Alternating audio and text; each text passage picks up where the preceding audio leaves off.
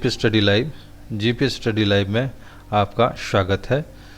खबर है, आज की खबर बहुत बड़ी खबर है। बीपीएससी 67वीं का संबंध में 1.10 लाख आंगनबाड़ी के संबंध में, उसके बाद आपका लाइब्रेरियन और सहायक लाइब्रेरियन के लिए खाली पदों की बहाली के संबंध में, सेकेंडरी +2 शिक्षकों की नियुक्ति की प्रक्रिया के संबंध में, और स्कूलों की चल रही है ऐप से मॉनिटरिंग, और सबसे अच्छी खबर, बिहार में शिक्षकों की बहाली के लिए जारी होगा नया शेड्यूल। तो ये हम देखेंगे। तो चलिए हम शुरू करते हैं। साथ ही साथ आपसे कहना चाहेंगे कि इस चैनल पर हम शिक्षा संबंधी न्यूज़, टीचर संबंधी न्यूज़, शिक्षक बहाली से संबंधी न्यूज़, और भारत और बिहार में सीबीएसई स्कूल, प्राइवेट स्कूल जो भी हैं उनकी वैकेंसी जो है वो लेकर के हम आते हैं। साथ ही साथ आपके काम की खबर लेकर के आते हैं, और टेक्निकल न्यूज़ लेकर के आते हैं, और योजना संबंधी न्यूज़ लेकर के आते हैं, ऑनलाइन फॉर्म कैसे भरा जाए, और रोजगार संबंधी न्यूज़ हम लेकर के आते हैं। तो इस चैनल को आप लाइक करें, सब्सक्राइब करें तथा अपने ग्रुप में जरूर शेयर करें। चलिए शुरू करते हैं। तो बिहार में शिक्षकों की बहाली के लिए जारी होगा नया शेड्यूल। शिक्षा विभाग ने स्थगित की नियोजन प्रक्रिया। तो पहले में छठे चरण के शिक्षकों की चल रही है बहाली प्रक्रिया स्थगित हो गई है। माध्यमिक एवं उच्च माध्यमिक विद्यालयों में 30,020 पदों पर शिक्षकों की बहाली प्रक्रिया को जारी रखने पर राज्य निर्वाचन आयोग से अनुमति नहीं मिलने के बाद शिक्षा विभाग ने शुक्रवार को इस संबंध में आदेश जारी किया। अब पंचायत चुनाव के बाद शिक्षकों की बहाली के लिए नया शेड्यूल जारी होगा। शिक्षा विभाग के उप सचिव अरशद फिरोज के आदेश के मुताबिक राज्य निर्वाचन आयोग की ओर से जिला परिषद नियोजन इकाइयों में शिक्षकों की बहाली प्रक्रिया जारी रखने पर असहमति जताई गई थी, जबकि नगर निकायों के अधिकारियों के चुनाव में व्यस्तता होने के चलते नियोजन प्रक्रिया बाधित है। इसलिए अब शिक्षकों की बहाली प्रक्रिया पंचायत चुनाव संपन्न होने के तक स्थगित रहेगी। झारखंड में 26,000 शिक्षकों की नियुक्ति जल्द होगी।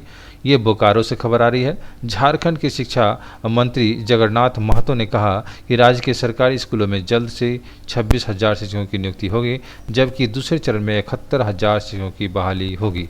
जगन्नाथ महतो शुक्रवार को बोकारो स्थित अपने पैतृक गांव सिमरा कुल्ही में पत्रकारों से बातचीत कर रहे थे। लंबी बीमारी और लंग्स ट्रांसप्लांट के बाद अपने पैतृक गांव पहुंचे जगन्नाथ महतो ने करीब 6 करोड़ रुपए की योजना का शिलान्यास किया। इस मौके पर उन्होंने कहा कि पहले चरण के राज्य में 26,000 शिक्षकों की बहाली की जाएगी। अगली खबर की ओर बात करते हैं हम। अगली खबर है, बिहार सरकार में कर्मियों को जल्द मिलेगी डीए की वृद्धि लाभ। केंद्र की तरह राज्य के कर्मचारियों को भी वेतन में महंगाई भत्ता के तौर पर 3% अधिक राशि मिलेगी।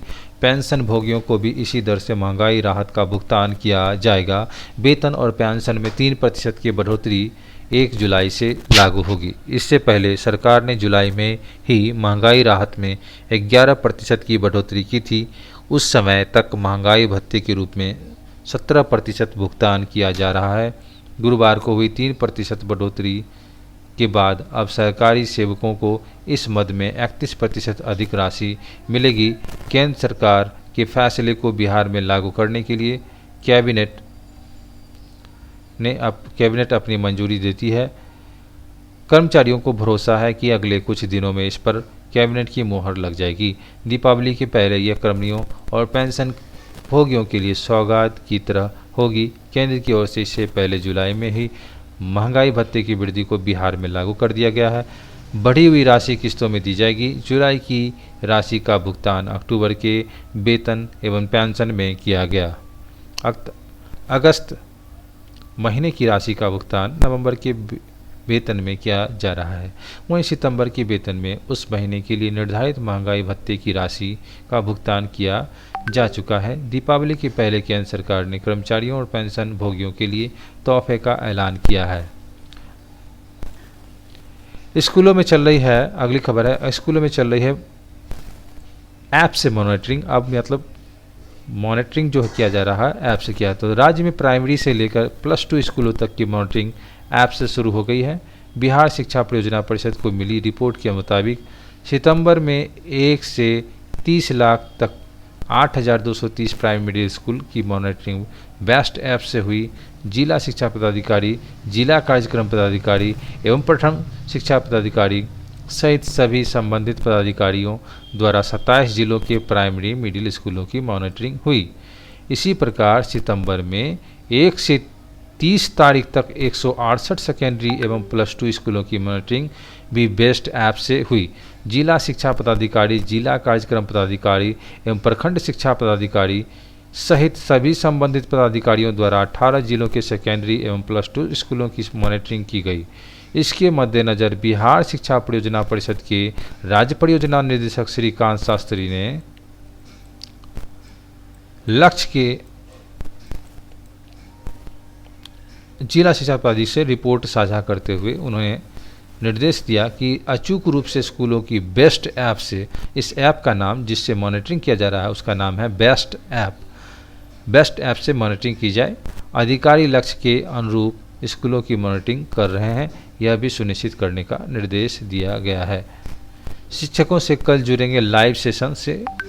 सरकारी प्रधानतंत्र शारीरिक शिक्षक और संभाग शिक्षक 24 अक्टूबर को fit India sports quiz live session से जुड़ेंगे। इस बाबत बिहार शिक्षा परियोजना परिषद द्वारा जिला शिक्षा पदाधिकारी एवं जिला कार्यक्रम पदाधिकारी को निर्देश दिए गए हैं।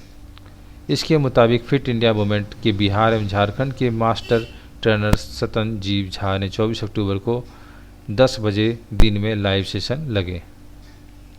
अगली खबर, सेकेंडरी +2 शिक्षकों की नियुक्ति प्रक्रिया जो है वह स्थगित हो गई है। पंचायत चुनाव की समाप्ति के बाद आएगा नया शेड्यूल। अगली खबर की ओर रुख करते हैं, सेकेंडरी +2 के बारे में ही है। बिहार सरकार के कर्मियों को भी मिलेगा बढ़े हुए महंगाई का भत्ता लाभ। अगली खबर हम लोग बात करते हैं, बनेगी 4 दीवारी, मिलेंगे बेंच और डेस्क, स्कूलों में सुनिश्चित होगी भौतिक संसाधनों की उपलब्धता। राज्य में आवश्यकता वाले प्रारंभिक विद्यालयों में भौतिक संसाधनों की उपलब्धता सुनिश्चित कराई जाएगी। 4 दीवारी विहीन प्रारंभिक विद्यालयों में 4 दीवारी बनेगी। जरूरत वाले प्रारंभिक विद्यालयों में बेंच डेस्क भी उपलब्ध कराए जाएंगे। अगली खबर की ओर रुख करते हैं, प्रति हस्ताक्षर के बाद ही लिए जाएंगे हिसाब। राज्य में जिला शिक्षा कार्यक्रम से लेकर विश्वविद्यालय तक को सहायक अनुदान मद में दी गई राशि के हिसाब मांगे गए हैं। हिसाब पर प्रति हस्ताक्षर के लिए अधिकारी चिन्हित किए गए हैं। प्रति हस्ताक्षर के बाद ही हिसाब लिए जाएंगे। शिक्षा कार्यालयों से लेकर विश्वविद्यालय तक से मांगा गया हिसाब। उसके बाद जो है इसके मुताबिक जिला शिक्षा पदाधिकारी कार्यालय अंतर्गत विभिन्न शिक्षा कार्यक्रम पदाधिकारियों द्वारा निकासी की गई राशि से संबंधित BTC 42A को संबंधित जिला शिक्षा पदाधिकारी द्वारा प्रति हस्ताक्षरित किया जाएगा। अगली खबर की ओर हम लोग रुख करते हैं, लाइब्रेरियन और सहायक लाइब्रेरियन के खाली पदों की बहाली को लेकर सौंपा गया है ज्ञापन। All Bihar trade librarian association के 8 सदस्यों के प्रतिनिधि मंडल ने शुक्रवार को राज्य के विज्ञान एवं प्रौद्योगिकी मंत्री सुमित कुमार सिंह से शिष्टाचार मुलाकात की। इस दौरान प्रतिनिधि मंडल ने मंत्री सुमित कुमार सिंह के समक्ष पॉलिटेक्निक कॉलेज एवं इंजीनियरिंग कॉलेज में लाइब्रेरी एवं सहायक लाइब्रेरियन के खाली पदों को लेकर एक ज्ञापन सौंपा। प्रतिनिधि मंडल की अध्यक्षता एसोसिएशन के प्रदेश अध्यक्ष विकास चंद्र सिंह ने की। एसोसिएशन के प्रदेश अध्यक्ष ने बताया कि पॉलिटेक्निक कॉलेज में लाइब्रेरी बहाली प्रक्रिया प्रारंभ करने के लिए विभागीय स्तर पर प्रयास किया जा रहा है। ज्ञापन में मांग किया गया है कि अन्य राज्यों की तरह बिहार में भी छात्रों की बहाली प्रक्रिया को ज़्यादा से ज़्यादा प्राथमिकता दी जाए। मौके पर एसोसिएशन की प्रवक्ता सागर उपाध्याय, मनीष कुमार, विवेक कुमार, हर्षित राज, लोकेश सिंह, आनंद कुमार, अभिषेक कुमार, अंकित कुमार एवं प्रियासु कुमार उपस्थित थे। अगली खबर की ओर रुख करते हैं, 1.10 लाख केंद्र 15 से 10 बजे से दिन से चलेंगे। तो राज्य के सभी 1.10 लाख यानी 1,10,000 आंगनबाड़ी केंद्र 15 नवंबर से 10 बजे दिन में चलेंगे। इससे संबंधित निर्देश समेकित बाल विकास सेवाएं निर्देशालय के निर्देशक द्वारा सभी जिला प्रोग्राम पदाधिकारी को दिए गए हैं। निर्देशक में कहा गया है कि 24 सितंबर को आपदा प्रबंधन समूह की बैठक में आंगनबाड़ी केंद्र को खोलने जाने का शेष आग्रह किया। अगली खबर की ओर करते हैं। इसमें निर्णय लिया गया कि इसके तहत आंगनबाड़ी केंद्र संचालन के लिए तैयार चेकलिस्ट एवं मार्गदर्शिका के आलोक में तय हुआ था 25 सितंबर से आंगनबाड़ी केंद्रों पर बच्चों की प्रतिदिन मात्र गर्म भोजन उपलब्ध कराया जाएगा तथा 15 नवंबर से आंगनबाड़ी केंद्रों पर पूर्व की भांति किए जाने वाली सभी गतिविधियों को संचालन प्रारंभ किया जाएगा। केंद्र संचालन की अवधि नवंबर से 31 मार्च तक पूर्वाह्न 10 बजे अपराह्न 2 बजे तक निर्धारित की गई। सभी आंगनबाड़ी केंद्र का ससमय संचालन सुनिश्चित करने की दिशा में जिला प्रोग्राम पदाधिकारी को दिए गए हैं। अगली खबर की ओर रुख करते हैं। बीपीएससी के संबंध में है। बीपीएससी के संबंध में ये है कि बीपीएससी की 67वीं परीक्षा 23 जनवरी को बिहार लोक सेवा आयोग बीपीएससी ने 67वीं और पीटी परीक्षा की तिथि बढ़ा दी है। पहले यह एग्ज़ाम 15 दिसंबर को निर्धारित था, अब यह परीक्षा 23 जनवरी को आयोजित की जाएगी। बिहार पंचायत चुनाव को देखते हुए परीक्षा तिथि आगे बढ़ाई गई है। बिहार पंचायत चुनाव 11 चरणों में आयोजित किया जा रहा है। अंतिम फेज का इलेक्शन 12 दिसंबर को निर्धारित है। इसकी पूरी प्रक्रिया लगभग 1 सप्ताह बाद तक होनी है। ऐसे में परीक्षा को लेकर समस्या उत्पन्न हो रही है। इसको देखते हुए आयोग ने तिथि बढ़ा दी है। आयोग के सचिव केशव रंजन ने बताया कि 67वीं बीपीएससी की परीक्षा 23 जनवरी को निर्धारित की गई है। एग्ज़ाम से 575 पदाधिकारियों की नियुक्ति की जानी है। इसके लिए अब तक 19 विभागों से अधियाचना प्राप्त हो चुकी है। इसके पीटी परीक्षा तक आने वाली सभी वैकेंसी इसमें शामिल कर लिए जाएंगे। तो इसी के साथ मिलते हैं अगले खबर में, अगली रोजगार न्यूज में। साथ ही इस चैनल को लाइक करें, सब्सक्राइब करें। अगर वीडियो अच्छी लगी हो, पहली बार विजिट किए हो तो इस चैनल को लाइक सब्सक्राइब करें तथा ग्रुप में जरूर शेयर करें। तब तक के लिए धन्यवाद। खुश रहें, स्वस्थ रहें।